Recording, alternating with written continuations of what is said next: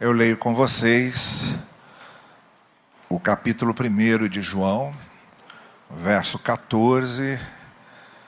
A primeira parte do verso é a frase que nos interessa hoje para a nossa mensagem dessa manhã. João capítulo 1, verso 14. A palavra tornou-se carne e habitou entre nós. A palavra tornou-se carne e habitou entre nós.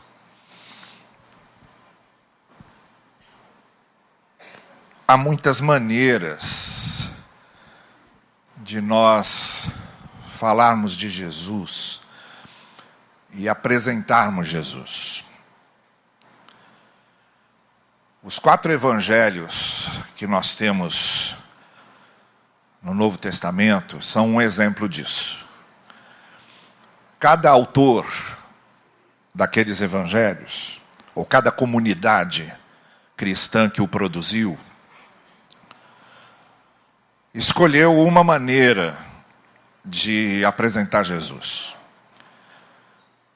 E depois, quando chegou o momento de escolher aqueles livros que seriam canonizados, ou os livros que seriam considerados os livros oficiais das Escrituras, esses 4 evangelhos foram escolhidos por uma razão. Formavam um painel de testemunhos diferentes a respeito de Jesus. Testemunhos diferentes, cada um vendo de um ponto de vista. Cada um apresentando uma face de Jesus. Cada um apresentando uma peculiaridade, cada um destacando aquilo que achou importante destacar dentro do propósito que tinha ao escrever o Evangelho. Então é por isso que Lucas é bem diferente de Marcos e tem bem mais narrativas que Marcos, que foi o primeiro a ser escrito, o mais singelo, o mais resumido, aquele primeiro evangelho escrito com as informações mais essenciais. Então vieram os demais, acrescentando outras narrativas. Lucas talvez tenha sido o mais ousado disso, e ele mostra a sua ousadia, quando ele diz que, embora ele não tivesse visto Jesus, nem estado com Jesus, não foi apóstolo, não presenciou nada daquilo que aconteceu, não viu nada daquilo que aconteceu, mas era um homem com índole de pesquisador, até pela sua formação científica. Lucas era médico, então, por causa da sua índole de pesquisador, ele saiu coletando dados, e fez o que qualquer pessoa hoje que vai fazer uma dissertação de mestrado, ou uma tese de doutorado, ou mesmo um trabalho de graduação faz. Sai coletando dados. E ele saiu fazendo entrevistas, encontrando textos que já tinham sido escritos, entre eles o de Marcos, por exemplo, e foi reunindo aquelas histórias, foi reunindo aqueles testemunhos, e deu uma peculiaridade bastante diferente de Mateus, que já foi um outro processo de trabalho, Marcos, que também tinha sido um outro processo de trabalho, João nem se fala, que foi o evangelho mais tardio, que veio logo depois dos 3, mas num outro momento, quando o templo, inclusive, já estava destruído, o templo de Jerusalém. Então tem um outro aspecto, por isso que João fala tanto sobre Jesus ser o verdadeiro templo, e aquele templo não tem mais sentido nenhum. Bom, o fato é que cada um dos evangelhos que nós temos hoje, no que chamamos de Novo Testamento, cada um deles apresenta Jesus de uma forma, apresenta Jesus com uma peculiaridade. João, que é esse evangelho que temos, e que chamamos de 4º evangelho, e do qual eu extraí essa frase, essa expressão, essa foi a maneira de João falar de Jesus, e que se tornou uma maneira clássica, porque muito bem trabalhada.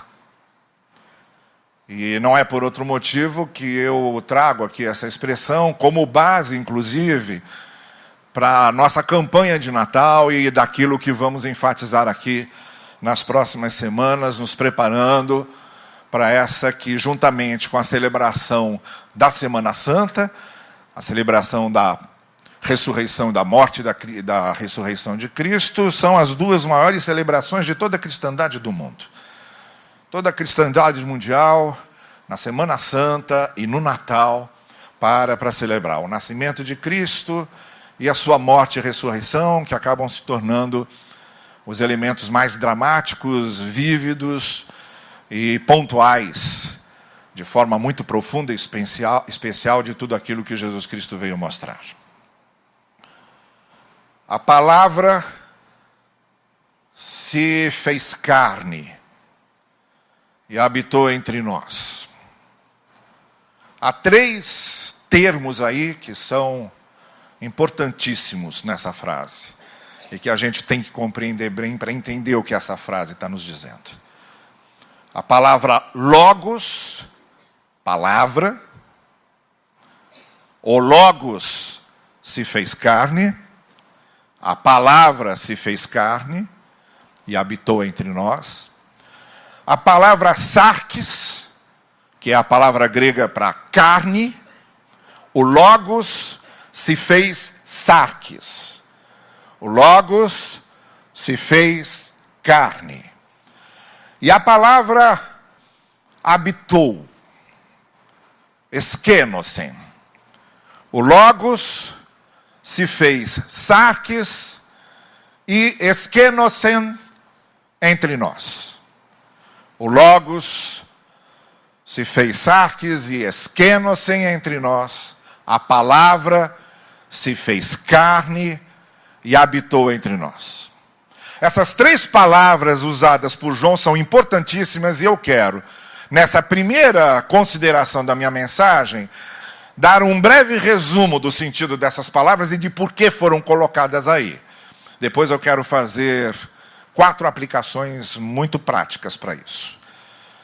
As explicações que eu quero dar são as seguintes a respeito dessas palavras. Logos. Bom, primeiro eu quero dizer para você o seguinte.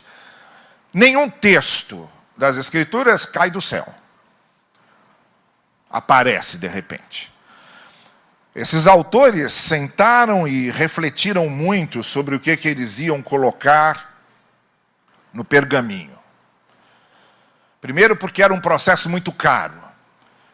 Você não escrevia como escreve hoje. Você escreve hoje e apaga. Ou quando você usava papel, você se lembra do tempo do papel? Quando você usava papel, você rasgava e jogava fora e escrevia de novo. Naquele tempo não. Aquele tempo o que é? Pergaminho. Era um processo caro. Papiro já era um negócio muito trabalhoso antes. Papiro feito de um jonco das margens do rio Nilo, que precisava ser compactado, ser trabalhado, para poder se tornar escrevível, digamos assim. O pergaminho, que já vinha de couro de animais, também era bastante trabalhoso.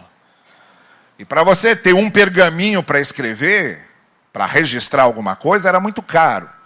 Então, quando alguém conseguia isso, precisava pensar 1000 vezes antes de escrever, para ter certeza, antes de colocar ali o que ia escrever. Então, não estou falando da Bíblia, não. Estou falando de toda a produção literária da época. Eu estou falando de Homero com a Ilíada. Eu estou falando de todos os poetas latinos. Eu estou falando de pessoas que não tinham a imprensa para escrever, como tivemos depois, com a invenção da imprensa, e que tinham que pensar muito bem para escrever. Então, cada palavra, às vezes, é meticulosamente bem escolhida, e tem uma razão. Ele não foi escrevendo. Ele escreveu por causa do contexto histórico dele, do que ele queria dizer. Então, essas 3 palavras são um exemplo disso. O logos, o sarkis e a esquenosen são um exemplo claro disso. O que nós traduzimos aí como palavra, que nas versões antigas era verbo, lembram daquela versão? E o verbo se fez carne, e que hoje não existe mais praticamente essa tradução, a gente usa a palavra, que é a palavra para logos. O logos, Deus criou pela palavra. Lá em Gênesis já há uma referência a isso. E Deus disse: haja luz. Então, naquele caos absoluto, naquele vazio absoluto, naquele nada absoluto, Deus disse: haja luz. Então, na ideia da criação, a palavra de Deus é criadora. Agora você tem um novo momento de vazio. Você, desde Malaquias, 400 anos antes, está sem nenhum profeta. Aparece João Batista aqui agora. Então, quando o autor de João, o autor do Evangelho de João, se senta, juntamente com a sua comunidade, provavelmente uma comunidade da Ásia Menor, se senta para registrar a história de Jesus e os seus ensinos, e escolhem a palavra logos, não estão escolhendo à toa. Estão escolhendo primeiro porque é uma representação da primeira criação. E que agora passa a representar uma recriação, de novo, nesse vazio profético, sem que tenhamos ninguém que Deus tenha mandado para falar conosco. Eis que Jesus chega. E prometendo uma recriação. Também há um motivo paralelo a esse. A palavra logos foi utilizada por Filo de Alexandria, aproximadamente, que era ali dos anos finalzinho do século anterior, início do primeiro século. Ele era contemporâneo de Jesus, só que na Grécia. Filo de Alexandria era judeu e profundamente influenciado pela filosofia platônica. A filosofia platônica dizia que tem um mundo ideal, o mundo perfeito, e tem o mundo real, o mundo imperfeito. E o Filo de Alexandria, para juntar um pouco da cultura judaica com a filosofia platônica, ele diz que entre esse mundo ideal de Platão e o mundo real, entre esse mundo perfeito e esse mundo imperfeito que é o nosso, Deus estabeleceu uma comunicação que ele chamou de logos, ou de palavra. Essa era uma filosofia comum no primeiro século, muito especialmente por judeus influenciados pela filosofia helênica, pela filosofia platônica, pela grande cultura grega do primeiro século. Então, quando eles escolhem a palavra logos, quando se diz aqui a palavra se fez carne, eles estão retomando a esse logos, que era muito conhecido como um intercessor entre o mundo perfeito e o mundo imperfeito. É como se João estivesse dizendo: olha, aquilo que Platão falou e que os nossos sábios falaram, tem uma razão de ser, porque realmente há um mundo perfeito, que é Deus, e tem um mundo imperfeito, que é o nosso. E Deus estabeleceu essa comunicação entre os dois. A novidade que ele dizia era que essa comunicação é Jesus. O Logos é Jesus. A palavra sarx, que é a palavra carne, ela é usada de duas maneiras no Novo Testamento. A primeira é para se referir a tudo que é ruim, tudo que vem de baixo. O que é carnal. Essa expressão fica muito usada, por exemplo, em Gálatas, quando Paulo fala as obras da carne, as obras da sarx. Carne aqui como figura do que é ruim.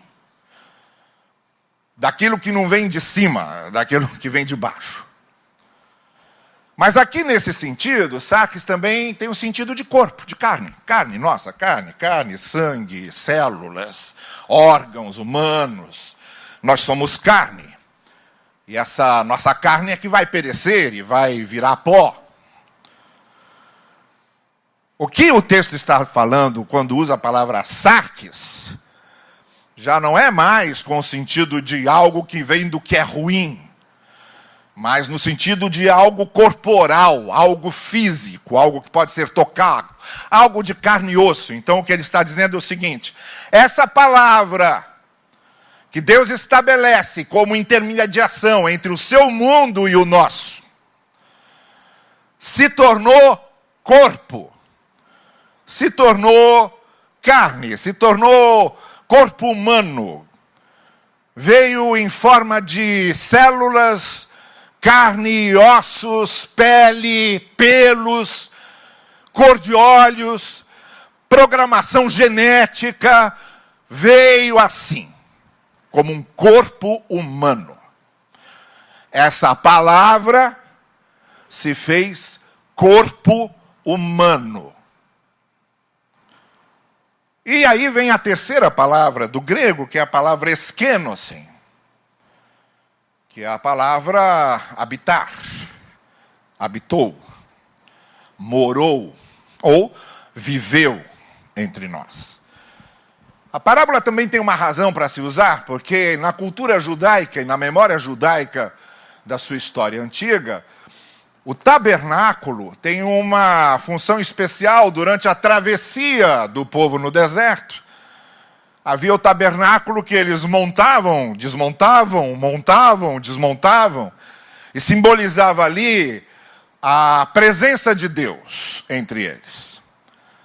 Depois, quando eles têm o seu próprio lugar, a sua própria terra, e depois que Davi conquista Jerusalém e transforma Jerusalém em capital do grande império que ele estava formando, aí resolve construir o templo de Jerusalém, que não é ele que constrói, que é Salomão que constrói, porque Davi era muito guerreiro, tinha matado muita gente, estava com as mãos cheias de sangue. Você não vai construir meu templo, não. E quem construiu foi o intelectual, foi Salomão. Foi o homem do pensamento. Ele que construiu o templo de Jerusalém. E ali, naquele momento, passa a ser o símbolo da presença de Deus entre o povo. Quando se diz que a palavra se fez corpo humano, talvez a tradução mais literal fosse e tabernaculou entre nós. Deus se fez presente numa morada entre nós. Deus se fez presente num tabernáculo humano, num corpo humano entre nós. Mais para frente, João vai dizer que quando nós olhávamos essa palavra que se fez carne e habitou entre nós, estávamos vendo a própria glória de Deus encarnada. Então essas três palavras são importantíssimas, porque não são só três palavras, elas são a descrição do processo da encarnação de Cristo, do processo de Deus se tornando ser humano, de Deus assumindo uma identidade humana, de Deus vindo ao nosso encontro como um de nós, e habitando entre nós e vivendo entre nós. E é aí que vem, então, as aplicações práticas que eu quero fazer dessa expressão tão breve, mas tão profunda e tão significativa no testemunho do evangelista e no testemunho do que Cristo significava para eles e nos ensinam a significar para nós. A primeira aplicação prática que eu quero fazer disso é uma aplicação cristológica. E aí eu volto ao primeiro momento em que eu disse: há muitas maneiras de falar de Jesus. E o que os evangelistas fizeram ao escreverem seus evangelhos, e o que os cristãos, os primeiros cristãos pregando Cristo fizeram naquele primeiro século, foi uma quebra radical nas categorias antigas de se entender o que seria esse enviado de Deus, esse ungido de Deus, ou esse Messias de Deus. Até então se entendia que o Messias viria como um novo sacerdote, que representaria a humanidade diante de Deus, e que viria a realizar os novos sacrifícios para que a humanidade fosse perdoada. E aí há uma quebra radical nessa apresentação que até então era feita, porque o que os evangelhos mostram é que Jesus não era só um sacerdote vindo realizar um sacrifício. Ele era a própria ovelha do sacrifício. Ele era o próprio sacrifício. Então foi uma primeira quebra escandalizadora para os mais conservadores e guardadores da lei e das escrituras. Como? O Messias não vem para ser um sacerdote, ele vem para ser a própria vítima. Ele não vem para matar, ele vem para morrer. Ele não vem para tirar a vida, ele vem para dar a vida. Ele não vem para causar sofrimento, ele vem para assumir o sofrimento e para sentir o sofrimento. Ele é o servo sofredor que Isaías fez referência a partir do capítulo 40, que foi o capítulo do qual falamos no domingo passado. Ele é o personagem de Isaías 53, o servo sofredor, e ele assumiu sobre si as nossas dores. Quer ver outra quebra de categoria imensa na identidade do Messias, com o que esses primeiros cristãos fizeram? O Messias viria para ser um rei, para libertar Israel dos seus inimigos, para estabelecer o trono em Israel. Quando Jesus nasce, por exemplo, há toda uma configuração de vários messias, de vários revolucionários na época. Tantos messias que o próprio Jesus chega a dizer, olha, vocês vão ouvir falar, isso aqui é o Cristo, aquele é o Cristo, aquele é o Cristo. Eram muitos, era muito messias prometendo derrubar o Império Romano para estabelecer o reino de Davi. Então, na expectativa popular daquele povo, eles esperavam um rei que viesse com poder, com armas, com exército, para derrubar o Império Romano e estabelecer de novo o trono de Davi. E, de novo, os autores dos evangelhos quebram essa categoria de expectativa messiânica quando dizem que Jesus veio para ser réu e não para ser rei. Ele veio para servir e não para ser servido.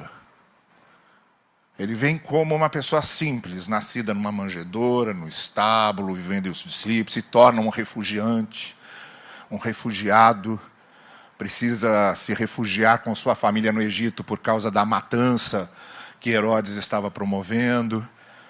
Depois vai entre aldeias, cidadelas, convivendo entre as pessoas simples, as mais simples, longe dos sacerdotes, longe do templo. Que a gente saiba, Jesus foi ao templo só naquelas datas específicas, quando foi apresentado quando criança, e depois na época da Páscoa. Mas entre uma Páscoa e outra, que obrigava todo mundo a ir para o templo, ele vivia nas cidades e aldeias de Galileia. Nem ia à Judéia, que era o grande estado. Ele ficava na Galileia, que era o subestado, era o subúrbio, era a periferia.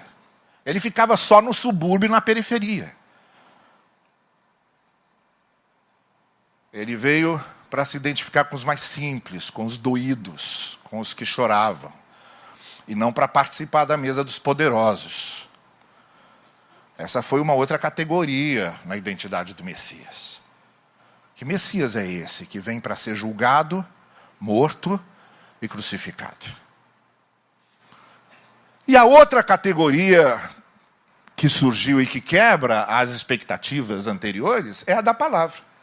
Por isso é importante quando João fala que a palavra veio, porque até então os profetas eram os que Deus mandava para falar da sua mensagem. Assim diz o Senhor. Era como eles começavam. Assim diz o Senhor. E agora surge este, que não diz assim, diz o Senhor. Ele diz, na verdade, eu digo a vocês. Então o que João está dizendo é que é outra quebra de categoria. Esse Messias não vai mais ser um porta-voz de Deus. Ele é, esse enviado, ele é a própria palavra encarnada. Ele fala com autoridade e ele diz, eu digo a vocês. O que escandalizava tremendamente os estudiosos das Escrituras, os sabedores da lei, os sacerdotes e todo o clero judaico, escandalizava profundamente, porque quem é esse? Filho de José Carpinteiro? O filho de José Carpinteiro dizendo, eu digo a vocês. Não foi à toa que depois todos eles se reuniram para matar esse, que quebrava, rompia com toda uma estrutura formada há séculos e mantida há séculos, e que vinha para romper com ela. Por isso é tão importante esse termo, a palavra, o logos.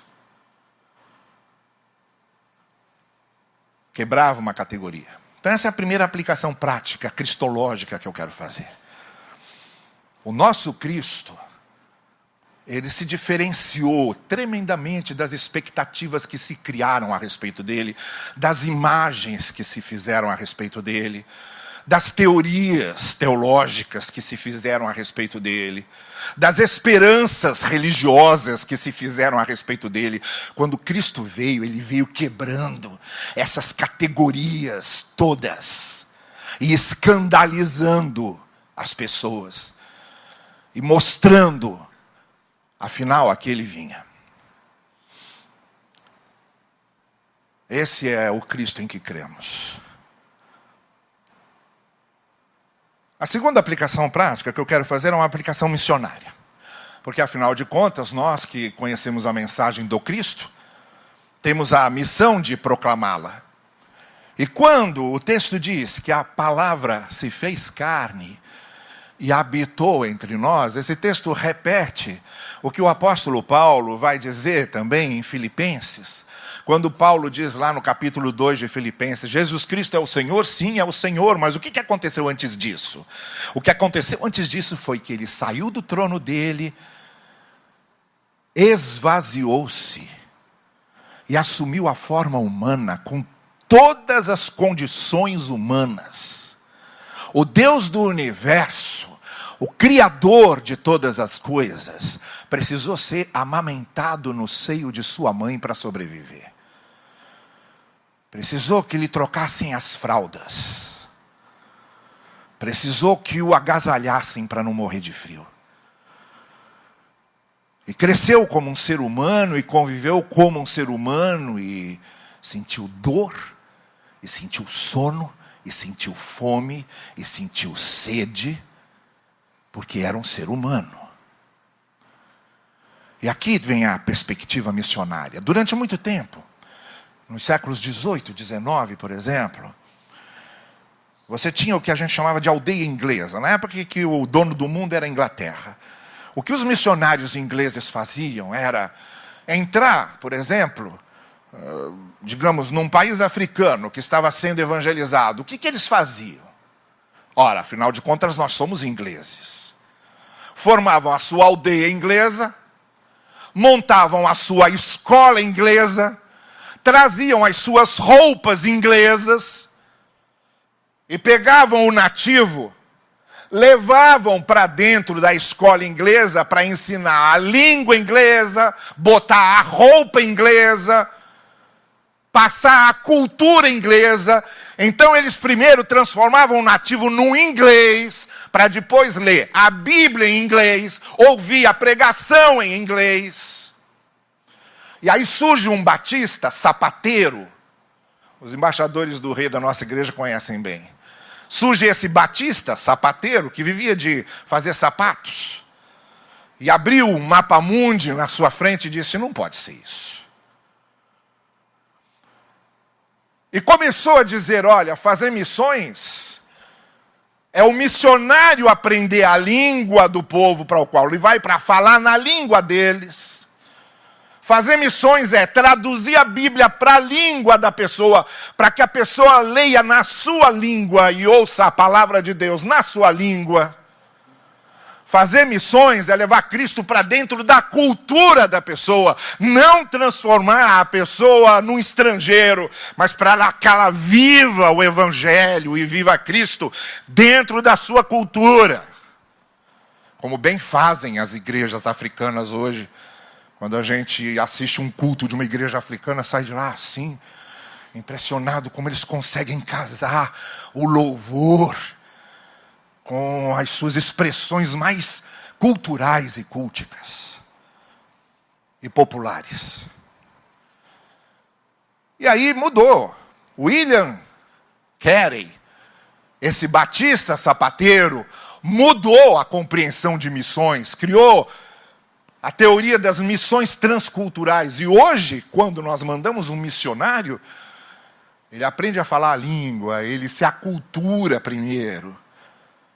Ele leva Cristo para dentro daquela cultura, respeitando profundamente aquele povo com a sua história, com a sua cultura, com seus hábitos. Isso é fazer missões. E foi isso que Deus fez. Jesus assumiu uma cultura, Jesus assumiu uma língua, Jesus assumiu hábitos e costumes. O Criador de todas as coisas se tornou um elemento cultural. E se identificou conosco para nos trazer a mensagem, que é o que de fato um missionário precisa fazer. A terceira aplicação prática é uma aplicação ética. O fato de sabermos que a palavra se fez carne e habitou entre nós, nos fala algo tremendamente importante sobre o assunto mais importante da palavra. O assunto mais importante da palavra é o amor. Ser amado por Deus e amar. Que foi o que Jesus Cristo nos ensinou a fazer. Vocês foram amados, então amem. Mas aqui há uma peculiaridade sobre amor que faz toda a estrutura da nossa vida ética. Que é o fato de o amor não ser só um discurso, mas o amor se mover, o amor se transformar num gesto, o amor se transformar em ação, o amor se movimentar. Deus não tinha um discurso de amor, ele não tinha um hino sobre o amor, ele não tinha um cântico de amor, ele não tinha um culto falando de amor, ele não tinha um pregador falando de amor. Quando Deus quis amar, ele se moveu. Ele veio, ele se tornou ser humano, ele habitou entre nós. Ele fez o gesto do amor e deu a sua vida por nós. E aqui fica essa aplicação muito prática da ideia do amor divino em nós. Não existe amor sem ação, não existe amor sem movimento, não existe amor sem encarnação. Não existe amor sem identificar-se com o outro, com a dor do outro, com o choro do outro. Não existe amor sem ser solidário ao outro, sem caminhar em direção ao outro. E muitas vezes sem prejudicar-se a si mesmo para abençoar o outro. A palavra se fez carne e habitou entre nós, porque não há outra maneira de amar a não ser fazendo isso. A não ser se movendo desse jeito. E a última aplicação que eu queria fazer desse texto tem a ver então com a nossa campanha de Natal. Que começamos a partir de hoje. O Natal é celebrar isso.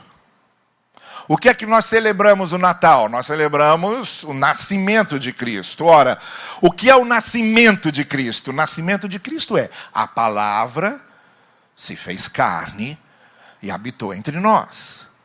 Então, celebrar o Natal é celebrar isso, é celebrar essa mensagem. É celebrar esse amor demonstrado, é celebrar essa identificação demonstrada, é celebrar essa vinda de Deus demonstrada, é celebrar esse dar a vida, é celebrar esse entregar-se. De maneira que não há outra forma de nós celebrarmos o Natal. Destarte todas as nossas formas mais naturais, culturais e antigas de celebrarmos o Natal, nas nossas confraternizações de família, ao redor da mesa natalina e as nossas trocas de presentes e os nossos encontros familiares, e as nossas casas enfeitadas, e as nossas árvores de Natal, e as nossas luzes. Apesar disso tudo, que compõe o cenário do Natal e que mantém hábitos e costumes natalinos, nada disso podemos chamar de essência. A grande essência da celebração natalina é fazermos alguma coisa por alguém. É nos entregarmos por alguém. É nos dedicarmos a alguém. É fazermos com que o nosso amor se mova em direção a alguém. É nos encarnarmos. É nos identificarmos. É nos tornarmos solidários com o outro. E a grande oportunidade que nós como igreja, que nós como esse corpo vivo de Cristo que somos aqui, temos para fazer isso, além das diversas vezes em que fazemos essas ações de solidariedade ao redor, ao longo do ano, é muito especialmente nessa época natalina que por si só, pela sua mensagem, pelo seu conteúdo, pela sua essência, pelo seu significado, pelo seu sentido mais essencial, nos inspira e nos move a participarmos dessa maneira mais objetiva, radical, que se move e que demonstra amor e solidariedade. Na nossa campanha de Natal, nós estamos juntando 3 movimentos que nós costumamos fazer aqui, vamos mais uma vez fazer isso. O primeiro movimento da nossa ação social com as cestas básicas que entregamos às famílias carentes que ajudamos. Essas cestas básicas têm itens ali que nós é que doamos, e são cestas especialmente produzidas para isso, nesse sentido da solidariedade, mas muito especialmente nesse sentido especial da solidariedade, de nos solidarizarmos com essas famílias mais carentes, incapacitadas, impossibilitadas, de celebrarem o Natal, talvez da maneira como nós estamos celebrando, mas podemos tornar o Natal delas algo mais festivo e valioso. O segundo movimento é o movimento das visitações àqueles que estão nos leitos hospitalares, que é feito pelos nossos corais. Essa época de Natal, de final de ano, justamente por ter um apelo extremamente familiar, festivo, é muito triste para quem está internado, para quem está encarcerado ali no seu leito, aprisionado ao seu leito de hospital, sem poder sair de lá, sem poder estar com a família, sem poder participar da celebração. Só quem ficou em hospital pode imaginar o que é estar num hospital nessa época. E aí o que nós fazemos é esse caminho de ida até eles, em que não só são visitados com cânticos de Natal, mas a gente leva os kits, pequenos presentes que entregamos a eles como símbolo do nosso carinho, que são esses kits higiênicos, e que deixamos sempre com uma parte da palavra de Deus, com o Evangelho, com uma palavra dos nossos visitadores. Os itens desses kits higiênicos também são doados por nós. E o terceiro movimento é a ceia que fazemos, conduzido pelo pessoal do Noites Serenas, que fazemos as pessoas em situação de rua. E fazemos o caminho contrário. Em vez de ir até elas, somos nós que as trazemos aqui e elas passam conosco aquele dia especial em que têm cabelo cortado, tomam banho, recebem roupas, e fazemos aqui o almoço com elas, a ceia de Natal com elas. E quem participou já fizemos várias essas aqui, quem participou sabe muito bem como é extremamente compensador para a gente que pode abençoar pessoas dessa forma. Abençoar sem perspectivas, sem ter de volta, sem querer recompensa, porque não há nenhum valor nas expectativas de recompensa. O valor está em a gente querer fazer pelo prazer de fazer, pelo prazer de estar, pelo prazer de abençoar. É aí que está o valor do que fazemos. O sentido todo do Natal aí. Então nós vamos caminhar com esses 3 movimentos, que já não são novidade, nós já fazemos isso aqui. Mas eu queria de forma oficial lançar a campanha. Nós vamos ter pessoas que estarão recolhendo os itens para as cestas da ação social, os itens para os kits higiênicos, os itens para a ceia do Noites Serenas. A partir desse mês de novembro já estamos fazendo essas arrecadações. Mas eu queria dar esse pano de fundo. O meu grande propósito, o meu grande objetivo é fazer com que essas nossas ações sejam muito conscientes nisso. Do que elas representam, muito especialmente nessa época.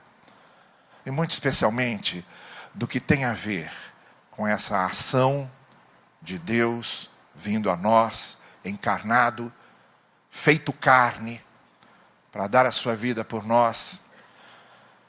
E não há outra forma de celebrarmos o Natal a não ser repetindo o que Deus fez conosco.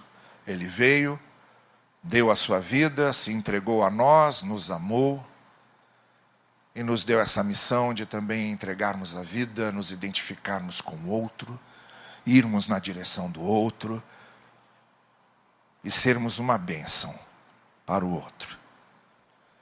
Que o Natal da Igreja Batista de Barão da Taquara seja um Natal muito festivo e que a nossa maior festa seja justamente a consciência de sabermos que conseguimos reproduzir para a vida dos outros aquilo que Cristo fez por nós. E que o Senhor assim nos abençoe. Amém.